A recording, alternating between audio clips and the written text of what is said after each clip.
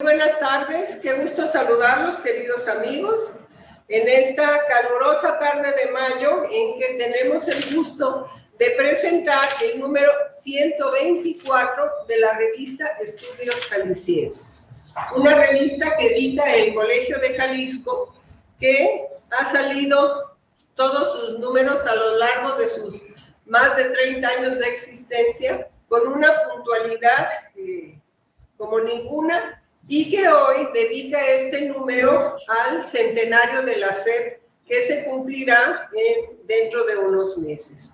Es una tarde de lujo, puesto que participarán en esta presentación el doctor Hugo Torres Salazar, el maestro Miguel Agustín Limón Macías y el doctor Manuel Moreno Castañeda. Es un placer para mí presentar a ustedes a estos queridos amigos de esta casa, que también es su casa, el Colegio de Jalisco, en razón de presentar el número 124 correspondiente al mes de mayo. Quiero recordarles, antes de dar principio a estos comentarios, que la revista se encuentra a la venta en la librería del Colegio de Jalisco, que ahora ya abre de lunes a viernes de 10 de la mañana a 3 de la tarde. O si quieren ustedes verla en formato digital, es de acceso abierto y gratuito en la página www.estudiosjaliscienses.com. Y quiero pedirle entonces al doctor Hugo Torres que sea el primero en hacer los comentarios. El doctor Hugo Torres es sobradamente conocido. Solo diré que es profesor de gran trayectoria, licenciado en Historia por la Universidad de Guadalajara, y doctorado en Historia en Francia. Ha dedicado muchos años de su vida a la investigación y a la enseñanza de la historia. Fue coordinador de la maestría en Historia de México de la Universidad de Guadalajara, pero además de su preparación como historiador, a una que es psicoanalista. Y estas dos son sus dos temas de preferencia: los de historia, el psicoanálisis y desde luego la educación. Además es un gran amigo de esta casa, somos amigos de toda la vida y me honra mucho en presentar a ustedes al doctor Hugo Torres Salazar y agradecerle a nombre del Colegio de Jalisco los comentarios a este número de la revista. Por favor, doctor Hugo Torres, adelante. Muchas gracias, buenas tardes. En primer lugar, quiero expresar mi agradecimiento a la doctora Angélica Peregrina por la invitación a presentar la revista trimestral del Colegio de Jalisco, 124, Estudios Jaliscienses, cuyo título anuncia Centenario de la SEP. Esta presentación también me da oportunidad de saludar a dos grandes y estimados maestros, Miguel Agustín Limón Macías y Manuel Moreno Castañeda, y hacer mis comentarios desde tres miradas: desde la revista, desde sus autores y desde su contenido. Primer mirada, desde la revista. Es necesario señalar, como ya lo dijo la doctora Peregrina, su larga trayectoria e impacto en el mundo cultural de Jalisco y de México, de Estudios Jaliscienses, por sus temas y por la participación de intelectuales reconocidos en sus escritos. Otro mérito de esta revista es lo oportuno de los temas que expone. Se ofrecen con gran calidad académica y por la actualidad en que se escriben, como este que celebra la fundación de la SEP a 100 años de su creación. Es una excelente estrategia editorial tener un consejo interinstitucional, un editor, la doctora Peregrina, e incorporar a un coordinador de cada número. Estas características le han permitido a Estudios Jaliscienses su larga tradición en el mundo cultural. Tómese en cuenta que el primer ejemplar salió al público en agosto de 1990. Segunda mirada, en cuanto a los autores. Es importante para una revista tener como colaboradores de sus artículos reconocidos investigadores y especialistas en los temas que se ofrece al lector. En este número no solo se cumple con este objetivo, sino además los autores son verdaderos enseñantes que se hicieron en la investigación y en el ejercicio docente, elemento que por la temática del ejemplar se hacía necesario. Tienen vocación y formación docente, son investigadores de la educación y acumulan experiencia en la enseñanza. En otras palabras, son referentes obligados para conocer la historia de la educación en México y Jalisco. Permítanme traer a la memoria a otro gran maestro de Jalisco y colaborador también de esta revista, que seguramente hubiera participado en este número, el maestro Cándido Galván Ruiz. Ahora mi tercera mirada sobre el contenido. Cada autor desde su mirada nos ofrece los conocimientos y reflexiones que surgieron de sus investigaciones. Inicio con la participación del maestro Óscar García Carmona. Su trabajo se anuncia con el título Cambios y continuidades en la política educativa. Lo inicia desde la creación de la Secretaría de Educación Pública mediante el decreto del 25 de agosto de 1921 hasta la configuración del Sistema Educativo Nacional. Destaca las acciones de Vasconcelos en todo este proceso de federación de la educación y su impacto en los estados, insistiendo que todo se llevó bajo el respeto y libertad de cada uno de ellos. Este proceso se aplica en Jalisco con la firma el 14 de junio de 1922 de las bases para la acción educativa federal en el estado de Jalisco, originando la creación de dos sistemas de educación, el federal bajo el órgano sindical de la sección 16 y el estatal bajo la sección sindical 45. Reconoce la acción y el ideal de Vasconcelos como promotor de una escuela redentora y capaz de promover el bienestar de la comunidad. Los autores de la escolarización de las escuelas federales en Jalisco, el caso de la Escuela Primaria de La Barca, son María Guadalupe García Alcaraz y Luciano Oropesa García. Este último también es el coordinador de este ejemplar. Ellos analizan el origen de la Escuela Primaria de La Barca desde su inauguración en 1926 hasta el año de 1932, el año que estuvo a punto de desaparecer. El interés y el aprendizaje de este trabajo es el uso de la metodología del caso, orientado por la historia cultural y contextualizado por su ambiente sociopolítico. Con esto los autores nos informan y a la vez nos proponen una estrategia metodológica para la investigación educativa. El tercer trabajo es autoría de Armando Martínez Moya y su título, CEP, Acciones y Contradicciones para una política docente campesina.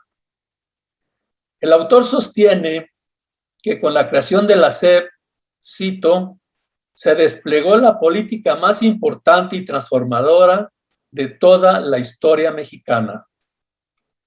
Hace un análisis desde el modelo educativo porfirista hasta la inauguración del Instituto Federal de Capacitación del Magisterio. A este le otorga una especial mención desde su creación en 1944 hasta su desaparición en 1971. Le reconoce a este instituto la profesionalización de los maestros no titulados que trabajaban en escuelas rurales y lo adjetiva como un proyecto de los más originales de América Latina. Con el título CEP 100 años, recuento de la política de materiales educativos para la educación básica, Ernesto López Orendain nos expone el proceso de configuración de la política de materiales educativos a partir de 1921. Este tema representa mucha actualidad por la política actual que se aplica en la elaboración de libros de texto. En su desarrollo histórico, López Orendain reconoce 5 cursos de acción que desde 1921 y hasta 2021 marcaron el desarrollo institucional de la SEP para disponer de una política nacional de materiales educativos. Hace hincapié en el desarrollo, la creación y el desarrollo de la CONALITEC y tomo esta cita. En el desarrollo histórico de poco más de 60 años, la CONALITEC ha impreso y distribuido más de 5,000 millones de libros de texto gratuitos. Y 2 jaliscienses han encabezado esta loable labor: Agustín Yáñez y Miguel Agustín Limón Macías, quien hoy nos acompaña y aquí da fe de este dato. También esta política del libro de texto se ha mantenido como conflicto de interés entre el gobierno y los sectores magisteriales para su edición, escritura y distribución.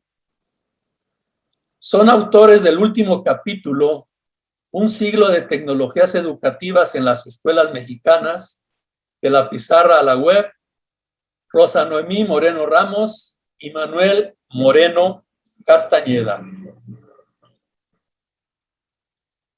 En su desarrollo nos ilustran presentando 2 escenarios. Primero, el escenario de una aula escolar de 1921. Cito: veríamos un pizarrón pintado en la pared, los alumnos con pizarras en una mesita o quizá en sus rodillas en las escuelas más pobres. Canuteros con plumillas y tintero. 100 años después, el escenario es otro. Cito: lo más novedoso es el uso de sistemas digitales para la gestión del aprendizaje en línea, como Classroom, Moodle, Blackboard, el aprovechamiento de redes sociales digitales como WhatsApp, Facebook o TikTok y YouTube, videoconferencias interactivas, así como archivos, bibliotecas y bases de datos en línea. Del contenido y del análisis que hacen los autores de este trabajo, elaboré las siguientes conclusiones. Primera, los nuevos medios tecnológicos no necesariamente significan cambios en las prácticas educativas, sino cambios instrumentales. 2.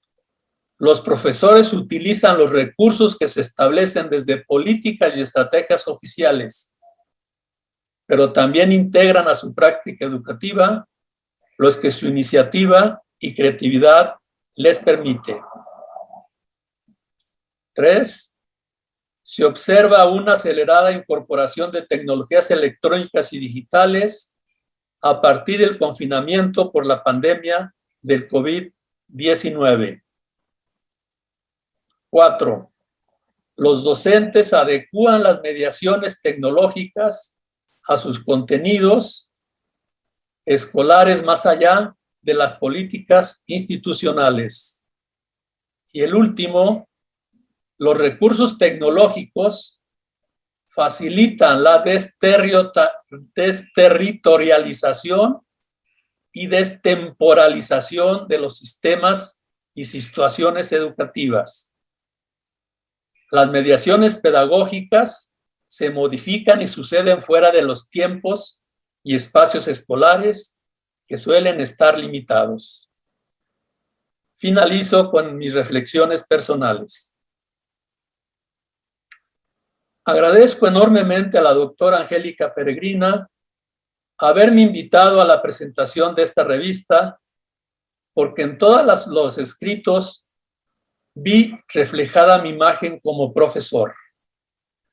No porque tenga 100 años, sino porque estoy en el ejercicio docente desde que egresé de una normal, producto del plan de 11 años, el Centro Regional de Enseñanza Normal de Ciudad Guzmán, en el estado de Jalisco, en el año de 1967.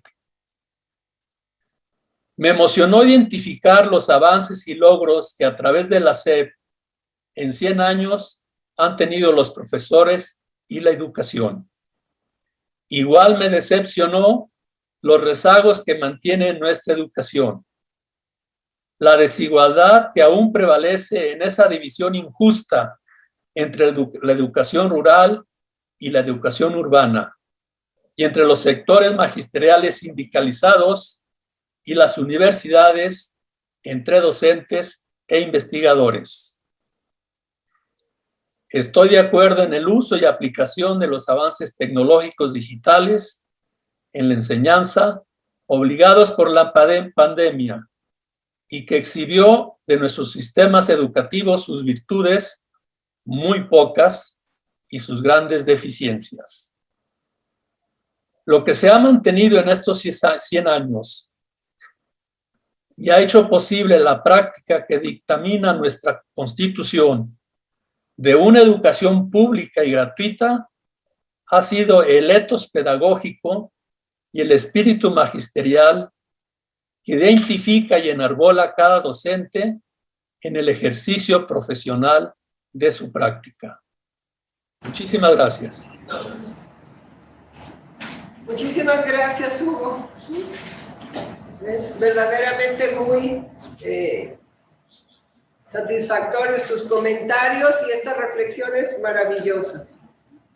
Quiero enseguida presentar a ustedes al maestro Miguel Agustín Limón Macías, quien hará también los comentarios de esta revista, y proporcionaré algunos datos de su muy amplio currículum.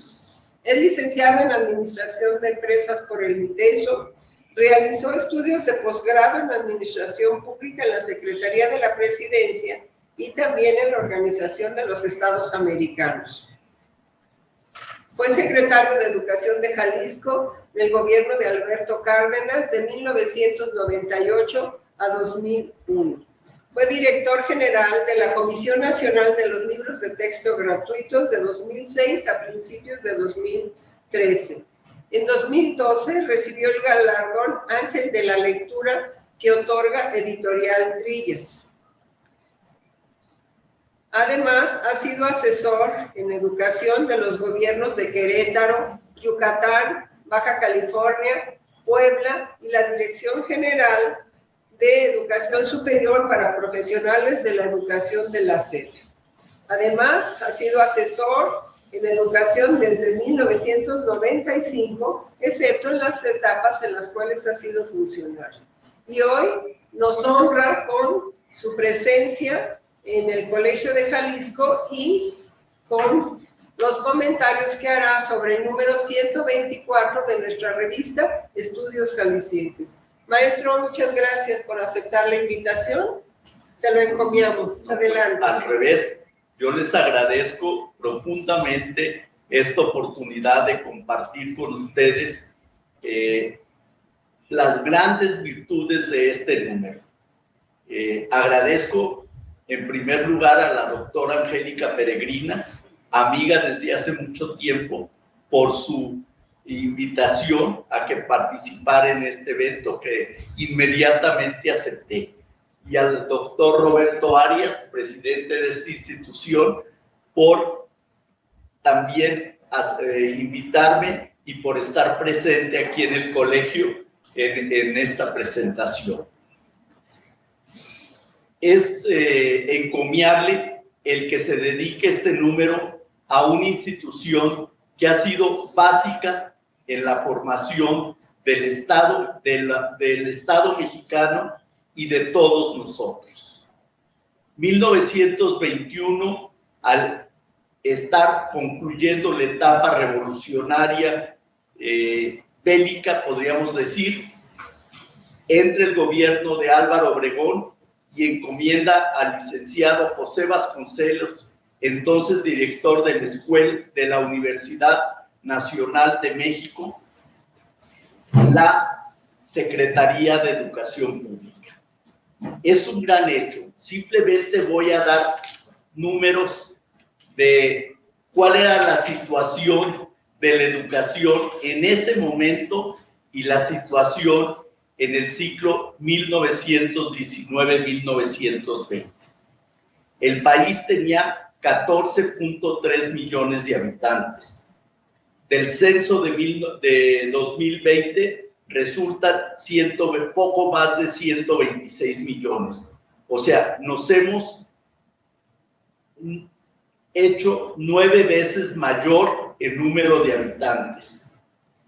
El país tenía en educación, en todo, poco más de 868,000 alumnos. Actualmente el sistema educativo tiene 36,5 millones de alumnos. Un gran cambio. En aquel momento era el 6.16 de la población, en este momento es el 29% de la población. Realmente en ese tiempo la educación básica era de prácticamente el 90 y tantos % de toda la educación. La educación superior estaba restringida a la Universidad Nacional y posiblemente a la Universidad Veracruzana. Aquí en Jalisco, la Universidad de Guadalajara se refunda en 1925. De esos 36,5 millones de escolarizados, son 25,253,000 de educación básica, 5,144,000 de educación media superior, poco más de 4 millones de educación superior y 2,060,000 de educación para el trabajo, de capacitación para el trabajo. O sea, la labor de la Secretaría de Educación ha sido casi, podríamos decir, épica. Ha sido una epopeya de un país que tenía 78% de población analfabeta a un país que tiene en este momento alrededor del 3.06% de analfabetismo. Simplemente, en este momento, en ese tiempo eran de los habitantes casi 7 millones de analfabetas. En este tiempo son 4,450,000. Es una hazaña muy grande que muchas veces no se evalúa adecuadamente. Sí tenemos muchas deficiencias en el sistema educativo, muchos pendientes, muchos quehaceres, pero creo que lo hecho es para estar satisfechos, quizá no orgullosos, porque cada uno de los presentes, y yo creo que de los que nos están viendo, ha participado en esta hazaña. En ese sentido, creo que mi visión de la educación es más bien positiva, aunque reconozco los enormes pendientes. Quiero felicitar al Colegio de Jalisco por la integración de este número y también invitarlos, porque creo que el centenario de la educación pública merece quizá también otro número sobre otros temas. Como ya lo hizo muy brillantemente el doctor y amigo Hugo Torres, hizo muy brillantemente el resumen de las participaciones en la revista. Empieza con una participación del doctor Óscar García Carmona sobre la evolución en términos generales de la política educativa jalisciense. Luego, como lo señaló el doctor Hugo Torres, el caso de la Escuela Federal de La Barca, con todas sus vicisitudes. Más tarde, la política campesina centrada esta participación en el Instituto Federal de Capacitación del Magisterio. Después, la política de materiales educativos, de la cual tuve el honor y el gusto de participar en ella. Y finalmente, la evolución de las tecnologías educativas, que es un tema que en este momento está, podríamos decir, súper vigente por la situación de la pandemia. En el primer punto yo creo que hay una tensión que ahí se señala entre centralización y la participación de los estados, que queda en parte resuelta en 1992 con el Acuerdo Nacional de Modernización de la Educación Básica, el 18 de mayo de 1992. Este paso fue fundamental para descentralizar la educación, transferir a los estados lo que era federal y que los estados lo gestionaran. Insisto en que lo gestionaran porque seguimos con una política nacional de programas, planes y programas únicos a nivel en toda la educación básica y la educación, bueno, excepto en este momento se considera la educación media superior como básica, obligatoria, perdón, y la educación de formación de profesionales de la educación. Después se destacan algunos hechos que conforman esta política educativa desde esa época. Quiero más bien subrayar lo que fue en su primer momento las misiones culturales, que todavía a mí como secretario me tocó conocer la de Cuquío y la de Mezquitic, con una experiencia excelente de combinación de enseñanza, pero también de hacer entre los adultos no solo escolarización, sino también actividades prácticas que los desarrollaron. También creo que es muy importante la labor que comenzó en 1973 y que concluyó en el 1992 de desconcentración hasta lo que se llamó la transferencia a los estados de la educación básica, aunque después ha vuelto a ser centralizada, lo cual francamente lamento. Yo creo que los estados pueden ampliamente y de acuerdo a sus necesidades tener sus peculiaridades, sus características y ponerlas en práctica. Creo que la educación mexicana es un sistema monolítico demasiado rígido. Recuerdo una frase de don Jesús Reyes Heroles que decía que la Secretaría de Educación Pública era un elefante con esclerosis y que había 31 elefantitos iguales. Y creo que es una descripción muy trágica, pero a ratos muy realista. Después, en el siguiente artículo, viene lo que es un caso de una escuela que surge en 1925 y que, como lo señaló el doctor Hugo Torres, se concluye, es la historia, el estudio del caso en 1932. Esta etapa es paralela a la cristiada, que especialmente en Jalisco fue muy fuerte. Entonces se explican muchas de las vicisitudes que vive esa escuela, hasta aspectos que ahora nos parecen totalmente racionales y comunes, como que las escuelas sean mixtas y que en aquel tiempo se veía con gran peligro. Recuerdo que hacen el comentario de que en la inscripción por cada 3 hombres había solo una mujer. Después viene el tema de la política docente campesina, con todos sus cambios, contradicciones, y enfatiza el Instituto Federal de Capacitación del Magisterio, que estuvo vigente de 1944 a 1971.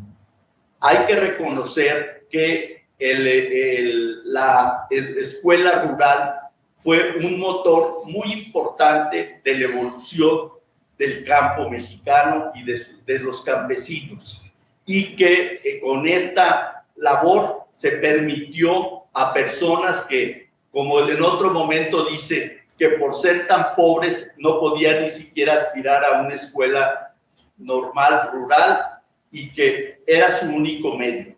Se puede hacer observaciones sobre los métodos en que se hacía llegar la información, etcétera, pero creo que en ese tiempo el poder buscar que la población rural tuviera acceso a la educación hace que esto sea mucho mejor, muy superior a que no se hubiera hecho con todas las limitaciones. Es como la crítica que se hace posteriormente al Consejo Nacional de Fomento Educativo, al CONAFE, porque se toman alumnos que se hacen como voluntarios y que son becados, y después se les conserva la beca para que puedan realizar su educación media superior, alumnos que han concluido la secundaria o la preparatoria y que funcionan o operan en comunidades en que hay de 5 a 28 niños de diferentes grados. También, pese a todas sus limitaciones, creo que esta labor ha sido fundamental para que no queden excluidos los habitantes de esas localidades. Algo similar viví en una asesoría en Puebla que tiene más de 1000 bachilleratos generales, pues podríamos decir rurales, desde con 30, 40 alumnos hasta 1500, y que logra educar a 120,000 muchachos en educación en media superior, que la gran mayoría, si no tuvieran esta oportunidad en sus comunidades, quedarían fuera de este nivel de educación, con todas las limitaciones que pueda haber.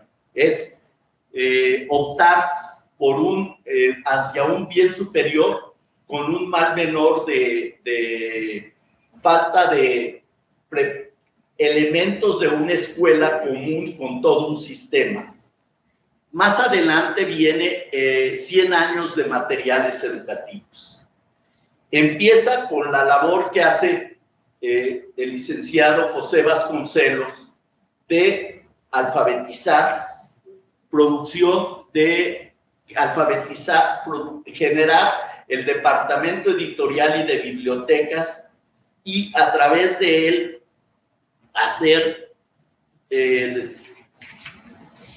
lo que fueron el libro para enseñar a leer y escribir de educación básica, las lecturas clásicas para niños, el tomo 1, más adelante se hizo el tomo 2, que son maravillosas aún para los adultos. Yo las he gozado. Y por otra parte, un aspecto que a mí me parece que fue demasiado idealista, la colección de libros clásicos. Francamente, pensar que eso iba a llegar a todo mundo es muy difícil, pero fue un esfuerzo extraordinario. Después viene la Comisión Editora Popular, que funciona bajo el gobierno del general Lázaro Cárdenas de 1935 a 40, en términos de la educación socialista que se implantó en ese tiempo. Hay que reconocer que ahí hay un elemento que me llamó mucho la atención. El vicepresidente de esa comisión era don Adolfo López Mateos, entonces un joven de, yo creo que de entre 30 y 40 años, y que quizá ahí cae en la cuenta de lo que después iba a realizar al generar la Comisión Nacional de Libros de Texto Gratuitos. Viene después la labor de producción educativa, de producción de textos educativos del Instituto Federal de Capacitación del Magisterio, que ya lo hemos tocado antes, tanto el doctor Hugo Torres como su servidor, y que a través de sus publicaciones y de entregas por correspondencia llegó a muchos maestros. Quizá ahora los números de lo que se publicó entonces nos parecen muy pequeños, 17 millones de ejemplares en todo ese tiempo, pues, pero eran otros tiempos y otras circunstancias. Más tarde viene algo que genera al iniciar el gobierno del licenciado Adolfo López Mateos, que es el plan de 11 años para hacer extensiva a todo el país la educación primaria. Surge con 3 inquietudes que le plantea el licenciado Jaime Torres Bodet, quien ya había sido secretario en 1943 y realizó una gran campaña de alfabetización. En ese momento, el análisis del licenciado Jaime Torres Bodet es que muchas personas no iban a la escuela primaria por 3 razones. Una era la falta de libros de texto por el costo que tenían los mismos. Otra era la falta de maestros y la tercera era la cuestión nutricional. Y a partir de eso se crean 3 situaciones, una que genera la Comisión Nacional de Libros de Texto Gratuitos, que presidió en su origen el licenciado Martín Luis Guzmán, otra que genera la doble plaza, el turno matutino y vespertino, que quizá a los presentes nos tocó vivirlo, todavía tener clases mañana y tarde, y que permitió a que los maestros se multiplicaran en cierto sentido para poder cubrir esos 2 turnos. Ciertamente influyó en la calidad educativa, pero también permitió llegar a muchísimos más niños y niñas y jóvenes. Y el tercer elemento, el de la nutrición, yo recuerdo todavía la repartición de desayunos escolares que se creó a través del Instituto Nacional de Protección a la Infancia, dirigido por doña Eva Sámano de López Mateos, a quien tuve el gusto de conocer en su momento en el INPI. Viene la creación, aquí hay que reconocer un gran mérito. Don Agustín Yáñez continuó el plan de los 11 años, cuando la tentación de prácticamente todos los secretarios es de que con ellos se empieza la educación y el mundo. Y don Agustín Yáñez tuvo ese reconocimiento de que el plan era valioso y había que seguir. Y entonces, para mí eso es admirable. La Comisión Nacional de Libros de Texto Gratuitos publicó en 1960 alrededor de 6 millones de libros. A la actualidad, yo creo que supera los 6,000 o 7,000 millones de libros, que es una cantidad enorme. Ningún país del mundo ha generado tal cantidad de libros y que se entregan, como decía don Adolfo López Mateos, cuando le preguntaron si se iban a entregar a las escuelas privadas. Y dijo, todos son niños, todos son mexicanos. Que fue una respuesta sorprendente y de igualdad y de decisión a favor de toda la niñez. La Comisión Nacional de Libros de Texto Gratuitos tiene una historia especial porque empezó desde la publicación de los libros de educación primaria, después los de preescolar, más tarde compra las editoriales privadas los de secundaria, produce los de telesecundaria, más tarde los de braille, los de macrotipo, y ha sido un crecimiento enorme y atender las diferentes necesidades. Tuve el gusto de presidirla, como en su tiempo don Agustín Yáñez, y para mí es una de mis recuerdos más honrosos, como el de la Secretaría de Educación aquí en Jalisco.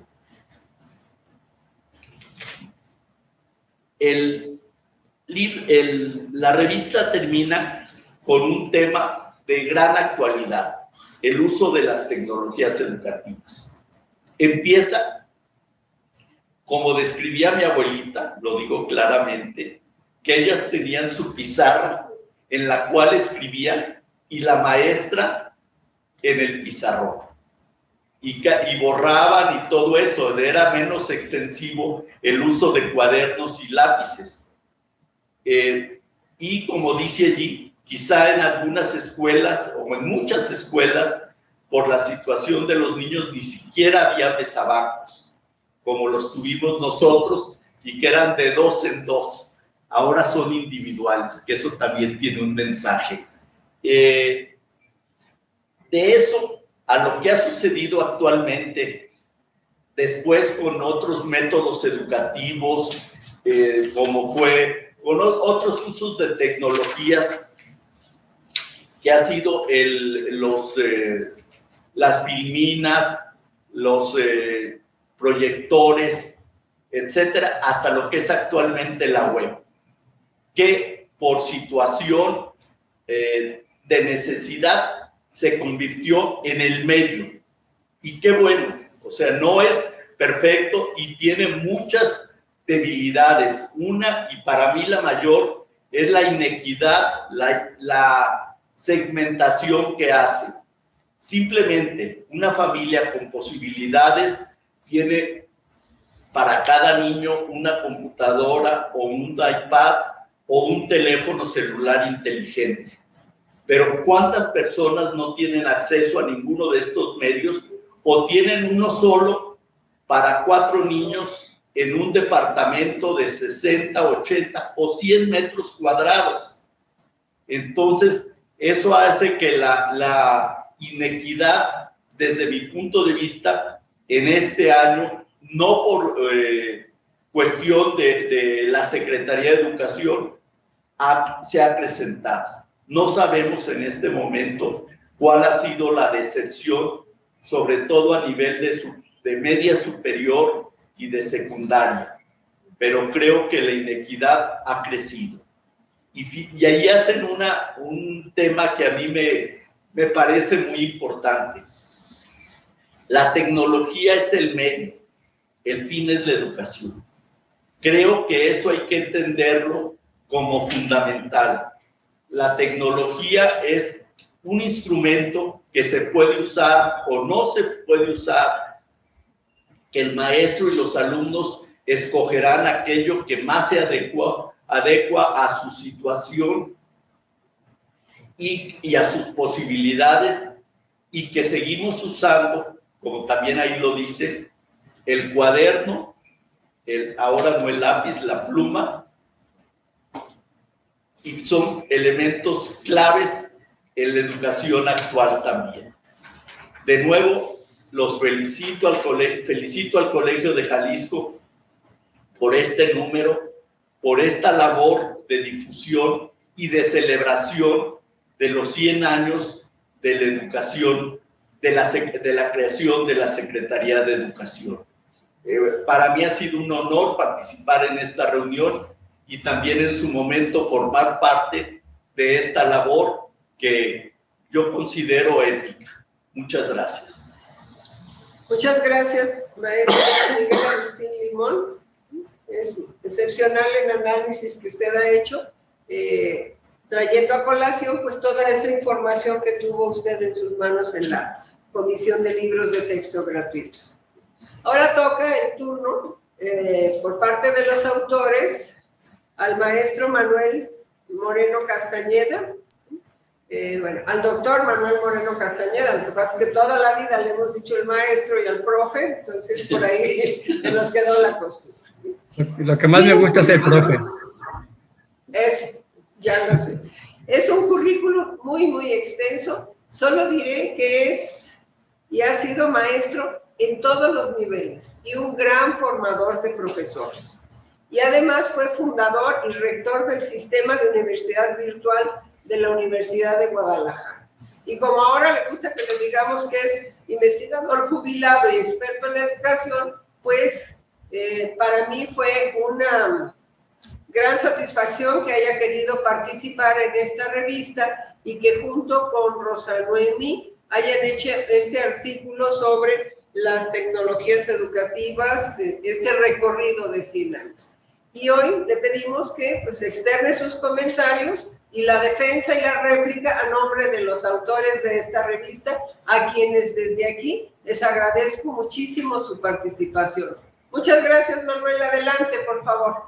Bueno, en primer lugar, de nuevo, agradecerte, Angélica, por la invitación. La verdad es un honor haber compartido este espacio con los compañeros y ahora este diálogo, sí, con el maestro Limón y con el maestro Hugo Torres. Bueno, los doctores, yo ya no sé tantos, los grados, creo que los dos son doctores, ¿verdad? Bueno, como son doctos en la materia, son doctores. Sí. Y sí, recuperar un poco el diálogo que sostuvimos. No sé, dices que réplica, yo no tengo nada que replicar. Más bien tendría que reflexionar sobre lo que opinaron. Y me gustaría recordar un poquito los diálogos que tuvimos para decidir esto. Si recuerdas, sí, alrededor de aquellos cafés tan ricos que nos tomábamos, que ya más de un año que no vamos a tomarnos un café allá al colegio, pero recuerdo todo lo que discutimos pensando que no es fácil. O sea, yo creo que todo el que se dedica a la historia sabe que nunca va a poder abarcar todo lo que quisiera y siempre se ve en el dilema de seleccionar qué.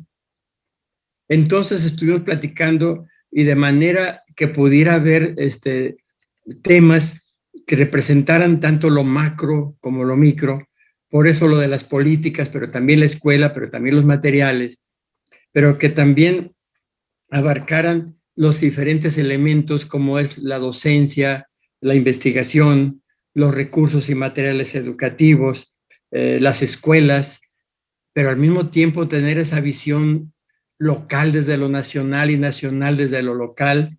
O sea, no era fácil el reto. Y lo que hicimos, y ojalá que alguno de los compañeros, ahorita que haya un diálogo, exprese también sus sentimientos. Yo creo que vivimos una experiencia muy interesante, un diálogo muy interesante para poder decidir sobre estos temas y las asignaciones que se hicieron. En ese sentido es que el Óscar García Carmona nos habla así como del contexto de las políticas. ¿Sí? Estas políticas que también, como decía el maestro Limón, dan estos como bandazos entre lo local y lo nacional, lo federal y lo local. ¿Sí? Estos intentos de modernidad que se hicieron en los 90, estos intentos que no cuajaron, por ejemplo, la deseada fusión en los sistemas, la equidad en las prestaciones de los docentes federales y estatales que siguen muy desiguales e inequitativas en los servicios médicos, los sistemas de pensiones. O sea, eso no se logró, tal vez por cuestiones gremiales, no sé, pero fuera de las cosas quedaron a medias. Otra, esa inequidad a que se refiere, esa continúa, y ahora con la pandemia se evidenció y se agudizaron esas inequidades, o sea, se mostraron, quedaron como mucho más a flote, y sobre todo esta incapacidad para enfrentar situaciones inciertas. Hace un momento se decía de estos 100 años de la SEP, ¿sí? Que todavía nos queda esa idea como de reflexionar qué le falta a la SEP para enfrentar todos esos viejos problemas que continúan, pero además se agregan los nuevos problemas y no se contemplan los que vengan en el futuro. O sea, yo veo así como un triple reto en este sentido. Bueno, abonar un poco a esta historia. Yo soy de la idea que la historia no creo sea, como se decía, que sea la gran maestra de la vida, pero sí la revisión histórica nos ayuda a ver esos puntos, ¿no? Sobre todo revisando eso que llamaríamos como los momentos estelares de la historia de la educación. Bueno, en ese sentido es que decidimos, ¿sí? Y cada quien lo asumió. Por ejemplo, Oscar propuso, como les decía, trabajar todo este nivel macronacional, pero cómo se ve desde Jalisco, ¿sí? Todas estas políticas en estos años. Y Lupita García Alcaraz y Luciano se enfocaron en cómo estas políticas nacionales se reflejan en lo local. Es un enfoque muy interesante, donde también vemos que no es posible, que ya no hay ese dilema si es local o nacional o es global, sino todo lo local está ligado a lo nacional, y lo nacional, la manera que se concreta es en las realidades locales, ¿no? En ese sentido pensaron Lupita y Luciano que sería una buena aportación, y yo creo que fue es muy interesante esta aportación. Armando Martínez Moya, al enfocarse en la educación rural, escogió como una de las instituciones más significativas que se crearon.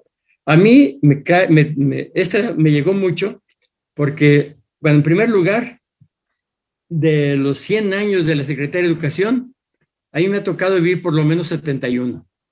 Si toma en cuenta que en el año 50 entré a primero de primaria, ¿sí? Y recuerdo, a propósito de los materiales, que en cada grupo teníamos un librerito. Y en ese librerito estaban los libros de lectura.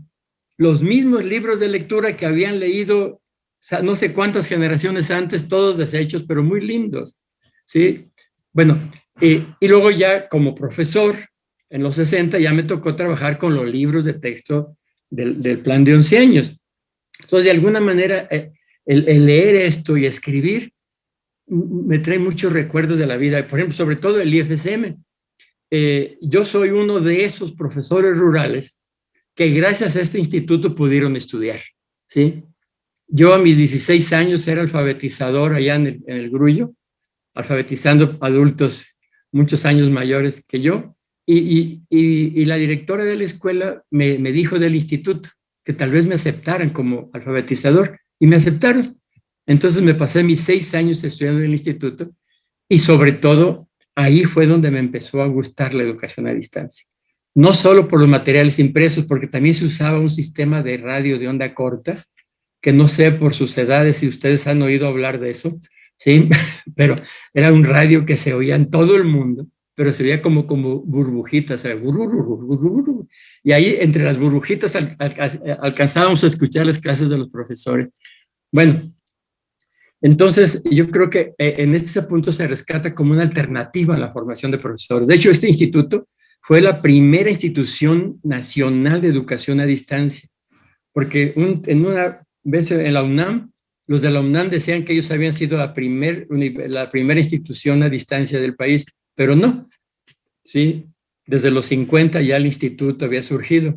Precisamente cuando termina el instituto en el 71, es cuando la UNAM va a empezar con su sistema de educación a distancia. Yo creo que es una gran aportación. Y muy interesante también lo que decidió hacer el maestro Ernesto López Orendain, ¿sí? Que él también tiene mucha experiencia en el campo de la formación de profesores. Actualmente es profesor de la Benemérita Escuela Normal Superior de Jalisco, pero también participó a nivel nacional en algunos programas y nos hace una buena historia como organizada en 5 momentos claves. Eso, así como profe de historia, se me hace una manera interesante de periodizar cómo estos 100 años, hacer estas 5 etapas, donde muy claramente establece cómo fueron apareciendo los diferentes materiales educativos, donde le da una importancia especial a los libros, ¿sí? Por eso, yo, junto con Noemí Moreno, bueno, por los apellidos han de ver que es mi hija, ¿sí? Bueno, con ella ella es egresada de Historia, creo que ha de haber sido alumna de Hugo, yo creo. Bueno, ella como egresada de Historia, nos ayuda a hacer como esta contextualización de las tecnologías. Y le pusimos así de la pizarra a la web, porque como decimos, a mí eso me lo platicaba mi madre, como en Autlán tenían unas bancas largas y se sentaban, pero no tenían mesas, se ponían la pizarra de cartón en las rodillas, ¿no? Y ahí tenían que escribir. Ya mucho tiempo después llegaron pliegos de papel, que en las casas tenían que cortarlos y coserlos por el lomo. Es una historia bien interesante, porque esto me recuerda mucho a historiadores como Collingwood, como los de los anales, como a partir de relatar la cotidianeidad nos damos cuenta de lo verdaderamente universal, ¿no? Bueno, pues yo quisiera terminar como agradeciendo esto y sí haciendo una reflexión y también retomando algo que se dice.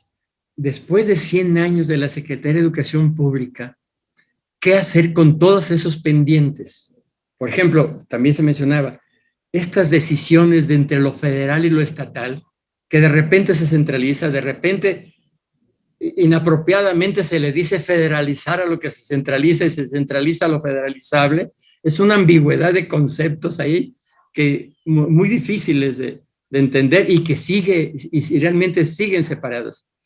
Incluso creo que fue don Ramón García Ruiz el primero que allá en los 30, a él le dieron las 2 direcciones, la educación federal y estatal, y desde entonces se pensó que iba a ser un solo sistema, pero ahorita vemos, sí, 90 años después que no ha sido posible. El problema de la inequidad, y aquí, en una plática que teníamos hace un momento en la Universidad de Guadalajara, en el DEDUC, hablábamos de que a estos 100 años no tendrá también la SEP algunas enfermedades, como llaman comorbilidades, así como mencionaba el maestro lo de la artritis, ¿sí? De que le impiden moverse. También veíamos otras enfermedades como la obesidad burocrática. A mí me parece excesiva la gente, bueno, el maestro Limón que vivió en esa torre ha de saber, ¿sí? Excesiva burocracia, una tramitología que bien podías quitar, yo creo que como 2/3 partes de los trámites burocráticos para tratar los asuntos más directamente, y que es algo que padece, no la sé, en generalmente las instituciones académicas del país, ¿sí? Esa especie de obesidad burocrática. Otra que yo creo que tiene es una demencia senil. Ya a esa edad se olvidan las cosas, ya no se acuerda como que la memoria, y muchas soluciones que ya se había visto que no funcionaban, se vuelven a hacer, o algunas que sí funcionaron no se repiten.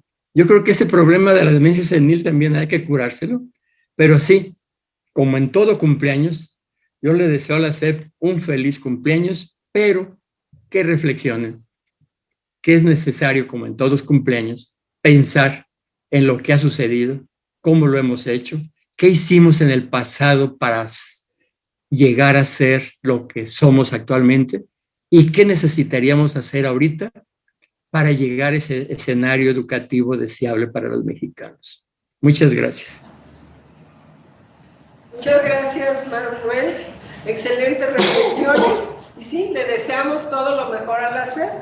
Y yo desearía que en estos 100 años tenga un verdadero secretario de Educación como don Agustín Yáñez, nada más por mencionar, o Torres Bodet. Y esperemos de aquí a que cumpla estos 100 años, ya que suceda un milagro. Les agradezco a todos los autores, a todos los que participaron en esta presentación, muy cumplidamente sus aportaciones, y a todo el público que nos hizo el favor de presenciar esta presentación, que les tenemos a la disposición la revista Estudios Jaliscienses 124, correspondiente al mes de mayo de 2021, en la librería del Colegio de Jalisco o en la propia página, si ustedes desean, en formato digital. Solo nos resta agradecerles, que pasen muy buenas noches y nos vemos dentro de 3 meses con el siguiente número. Gracias.